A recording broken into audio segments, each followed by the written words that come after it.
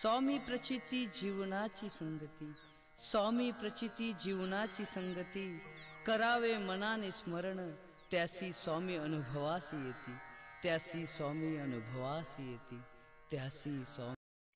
पुण्याहून आणले बघा सामान. घरात ठेवायला पण जागा नाही, एवढं सामान झालंय सगळं.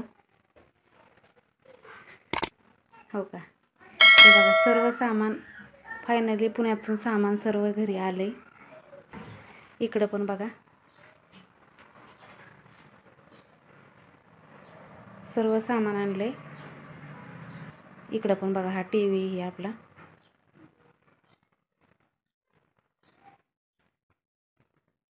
आणि हे बघा कसं वाटतंय देवघराच्या खाली मी हे ठेवलेला बॉक्स. माझं देवाचं सर्व सामान ह्या बॉक्समध्ये बसून जाईल म्हणून मी ही आयडिया केली. हा बॉक्स माझा पुण्यामधला आहे, टीव्हीच्या तिथला खालचा. तर तो मी इथं ठेवला आहे देवघराच्या तिथं, आणि वरती देवघर ठेवलं आहे त्याच्यावरती. आणि आता माझं सगळं देवाचं सामान जे होतं, जे पुस्तकं जे ग्रंथ ते वाचायचे सर्व आहे ती ह्याच्यात बसून जाईल. तर हे अशा प्रकारे मी देवघर ठेवलेलं आहे. आणि आता करायची आहे मला देवपूजा.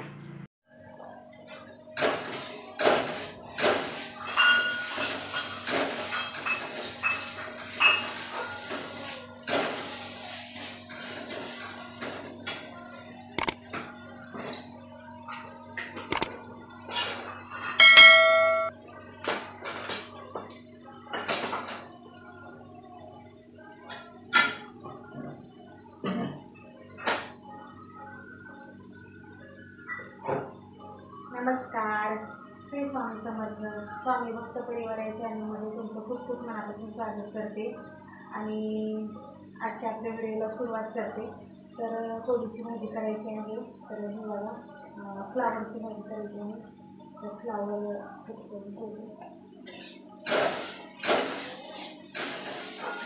मटकी केलेली आहे.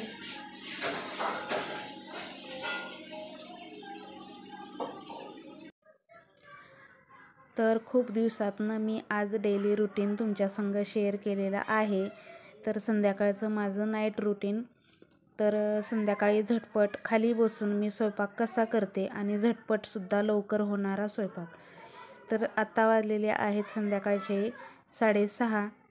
आणि सर्वप्रथम मी मटकीची भाजी करून घेतली आणि आता कोबीची भाजी करायची तयारी चालू आहे माझी.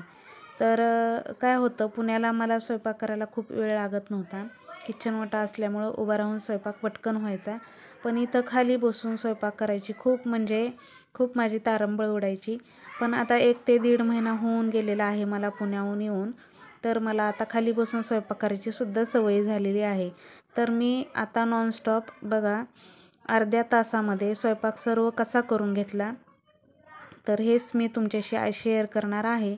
तर व्हिडिओ न स्किप करता शेवटपर्यंत पहा. आणि माझं रुटीन हे कसं वाटतं हे मला नक्की कमेंटमध्ये सांगा.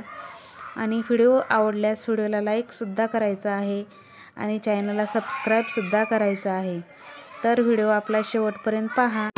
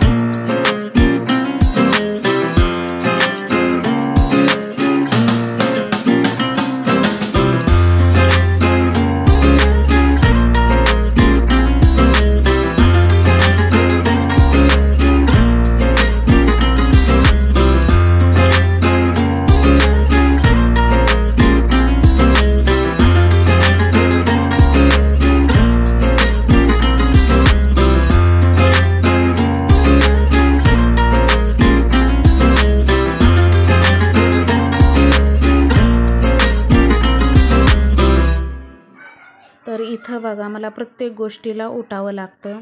उठ बस अशी बऱ्याच वेळा होते माझी. तिथं तसं नव्हतं, किचन ओटा आणि सर्व फर्निचर केलेलं होतं.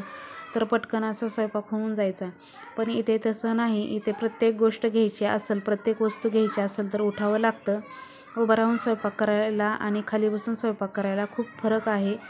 पण खाली बसून स्वयंपाक केलेल्याचे खूप फायदेसुद्धा आहेत. त्याचे फायदे म्हणजे आपल्या शरीराचा खूप व्यायाम होतो. आणि बघा तुम्ही, गावाकडच्या बायका आणि शहरातल्या बायका, तर आपली जाडी खूप कमी होते. खाली बसून मांडी घालून पाय उभा करून असं आपण स्वयंपाक करतो. तर ह्याचा फायदा खूप आहे की आपली जाडी खूप कमी होते आणि आपल्या बरेच शरीराची हालचालसुद्धा होते. तर उभा राहून स्वयंपाक केला की उलटे गुडघे दुखतात आणि मला चांगला 1.5 महिना झालं मला एवढं फरक पडलेला आहे. माझे नेहमी कंबर आणि गुडघा दुखायचा पुण्यामध्ये सारखं उभा राहून. आणि इथं तसं नाही. इथं मी एवढी उठ बस करते तरी मला जरासुद्धा दुखत नाही, काही नाही. मला इथलं वातावरण खूप छान असं सूट झालेलं आहे आणि मला माझ्या पूर्ण शरीराची हालचाल होते. आणि मी पुण्यामध्ये घरामध्ये चप्पल घालायची, तर इथं बघा ह्या फरशी मी चप्पलसुद्धा घालत नाही. आणि खूप छान असं म्हणजे आपले जमिनीवर पायसुद्धा चालले पाहिजे, हे खरं आहे. तर बघा मला म्हणजे माझे जे प्रॉब्लेम होते ते सर्व सॉल्व झालेले आहेत. आणि खाली बसून स्वयंपाक करायची सवय नव्हती, तर ती सवयसुद्धा झालेली आहे. तर आणि शरीराचे बरेच माझे जे प्रॉब्लेम होते ते सर्व सॉल्व झालेले आहेत. तर म्हणूनच म्हणते की खाली बसून स्वयंपाक करायचा खूप फायदा आहे. मला अगोदर वाटायचं की कसं करायचं, काय करायचं, कसं होणार मला खाली बसून स्वयंपाक करायची. पण खूप छान सवय झाली आणि सवय होऊन पण माझे प्रॉब्लेमसुद्धा सॉल्व झाले. तर आता मी फ्लावरची भाजी टाकलेली आहे. तर फ्लावरची भाजी अगदी साध्या सिंपल पद्धतीने. आणि इकडं इतकं छान की कसलीही भाजी करा गावाकडे खूप छान लागते. साध्या शेंगदाण्याचं फक्त कूट घालून साधी फोडणी देऊन भाजी केली तरी खूप छान असं पोटभर जेवण जातं. पुण्यामध्ये जेवणसुद्धा जात नव्हतं मला. माझे खूप प्रॉब्लेम सॉल्व झाले इकडं आलं तसं. जेवणही छान चाललं आणि स्वयंपाकसुद्धा करायची. म्हणजे आपले शारीरिक जे त्रास होते ते बऱ्यापैकी म्हणण्यापेक्षा माझं 99% मला फरक पडलेला आहे. आजारी तर इकडं सध्या आलं तसं माझं डोकंसुद्धा दुखत नाही. पुण्यामध्ये माझं सारखं डोकं दुख सारखं चाललेलं असायचं. पण इकडं आलं तसं नाही. तर हे बघा माझा गावाकडचा काळा लसूण मसाला, गावाकडचं काळं तिखट. तर ह्याच्याने भाजी खूप सुंदर आणि छान लागते. भाजीची चव आणि असं मस्त झणझणीत अशी भाजी होती ह्या तिखटाने. तर हे गावाकडे केलेलं तिखट आहे. तर इकडे मी फ्लावरच्या भाजीमध्ये पाणी ओतण्यासाठी गरम करायला ठेवलेलं आहे. तर बघा खूप छान असं मी आज खूप दिवसातनं पहिल्यांदाच रुटीन शेअर केलेलं आहे इकडं गावाकडचं खाली बसून स्वयंपाक करायचं. तर त्याचबरोबर मी खाली बसून स्वयंपाक करायचे फायदेसुद्धा सांगणार आहे की आपली पोटाची चरबीसुद्धा कमी होते खाली बसून स्वयंपाक करण्याने. तर बरंच आणि हालचाल होते, व्यायाम होतो शरीराचा. तर बऱ्यापैकी माझी जाडीसुद्धा उतरलेली आहे खाली बसून स्वयंपाक करून. तर हे फायदे आहेत त्याचे. आणि खूप छान असा व्यायामसुद्धा होतो आणि पूर्ण माझं 99% दुखणंसुद्धा कमी झालेलं आहे. तर अशा प्रकारे मी आता विचार करते किचन ओटा बनवायचा आहे मला. पण खूप खाली बसून स्वयंपाक करण्याचे फायदे आहेत आणि असं वाटतं की आता किचन ओटा कशाला करायला. पण घर चांगलं दिसतं आणि व्यवस्थित गॅस वगैरे वरती राहतो ह्याच्यासाठी. तर ठीक आहे, कधीमधी मी बाहेर चुलीवरसुद्धा स्वयंपाक करू शकते. बाहेर चूल मांडायला जागा आहे. पण आता सध्या काय झालेलं आहे, ह्यांच्या कामाचं सर्व सामान बाहेर ओट्यावरती पडलेलं आहे. त्याच्यामुळं चूल पेटवता येत नाही. तर असं आहे. आणि त्याच्यामुळे मी सध्या घरामध्ये स्वयंपाक करते गॅसवरती. चुलीवरतीसुद्धा करायला काही हरकत नाही कधीमधी स्वयंपाक. टाईमपास म्हणून आपण चुलीवरती स्वयंपाक करू शकतो की म्हणजे मजा पण येते कधी स्वयंपाक केला चुलीवर तर खूप छान पण वाटतं. तर इकडं आलं तसं करील म्हटलं पण काही करणं झालं नाही मला चुलीवरती स्वयंपाक. तर हे बघा मी छान अशी कणिक मळून घेतलेली आहे. तर मी कणिकसुद्धा आता हातानंच मळते. मी भांडं आहे माझ्याकडं, फूड प्रोसेसर आहे पण त्याचासुद्धा वापर मी करणं बंद केलेला आहे. आणि मी शेंगदाण्याचं कूटसुद्धा कधीतरीच मिक्सरमध्ये करते, नंतर खलबत्त्यात कूटसुद्धा खूप छान लागतं. तर त्याच्यामध्ये ते सुद्धा करत असते मी. खाली बसून स्वयंपाक करण आणि ह्या सर्व गोष्टीचा वापर करायला खूप छान वाटतं गावी. तर कणिकसुद्धा छान अशी मऊ हाताने मळून घेतलेली आहे. तर आता लगेच मी लघुहात भाजी झाल्या, भाज्या 2 केल्या. मटकीची भाजी केली आणि दुसरी भाजी फ्लावरची केली. तर बघा भाज्या माझ्या सर्व झालेल्या आहेत. आता सध्या चपात्या करायच्या राहिल्यात, तर चपात्या करून घेते. पण कणिक छान असे मळून घेते आणि ते येतील आता, तर त्यांना चहासुद्धा करायचा आहे. तर इकडे पीठ मळून झाल्यावर लगेच दिवाबत्तीसुद्धा करून घेतली. 6:30 म्हणजेच 3 सांजेचा टाईम झालेला होता. तर दिवाबत्तीसुद्धा केली. छान अशी गुगळ धूप लावली आणि मस्त दिवाबत्ती केली आणि लगेच तुळशीलासुद्धा लघुहात दिवा लावून घेतला.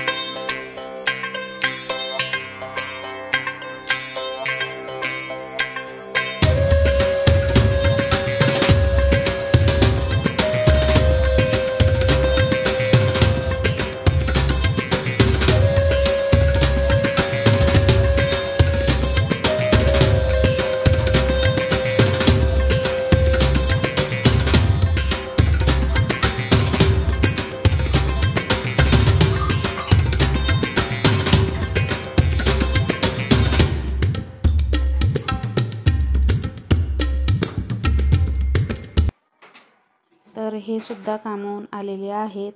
तर लगेच मी चहाची तयारी केली. इकडं गावाकडे खूप लवकर स्वयंपाक करतात. मी तर 6-6:30ला स्वयंपाकाला लागते, कारण बाकीची पण कामं असतात. दिवसभर मशीनवर बसलेली असते, दिवसभर मशीनची कामं, ब्लाऊज वगैरे शिवणं आणि त्याच्यानंतर मग संध्याकाळी लगेच स्वयंपाक वगैरे करून घेते, कारण नंतर पण संध्याकाळी खूप उशिरा कंटाळा येतो. आणि इकडे गावाकडे खूप लवकर जेवणं करतात, खूप उशीरपर्यंत बसत नाहीत. त्याच्यामुळे लगेच मी स्वयंपाकसुद्धा करायला घेतलेला आहे. फक्त माझ्या भाज्या झालेल्या आहेत, फक्त पीठ मळायचं राहिले आणि ते आलेले आहेत. 7 वाजलेत आता. आणि इकडं आलेली आहे माझी आत्या. तर ती अधूनमधून चक्कर मारत असते माझ्याकडे, काय करते काय नाही बघायसाठी. आणि तेवढीच आपली करमणूक पण होती. येते थोड्या वेळ गप्पा मारते आणि जाते. इथंच तिचं पण घर समोरच आहे. तर मग तिला बोलू वाटलं की मग ती माझ्याकडे येऊन चक्कर मारते. आणि ते पण कामावरून आलेले होते, म्हटलं थोड्या गप्पा मारल्या थोड्या वेळ आणि त्याच्यानंतर राहिलेल्या चपात्या केल्या. तर ते पण आज खूप दमून आले होते.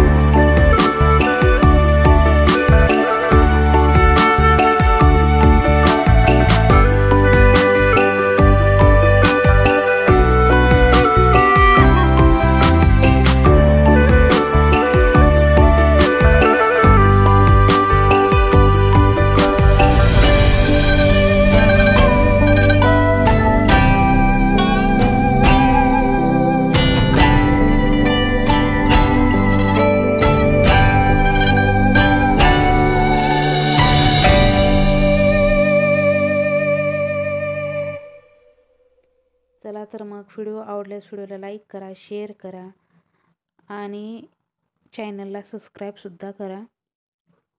चॅनलला सबस्क्राईब केल्याने काय होईल, माझ्या इथून पुढचे सर्व नवीन व्हिडिओ तुम्हाला सर्वात अगोदर पाहायला मिळतील. आणि आजचं मी संध्याकाळचं रुटीन तुमच्याशी शेअर केलेलं आहे.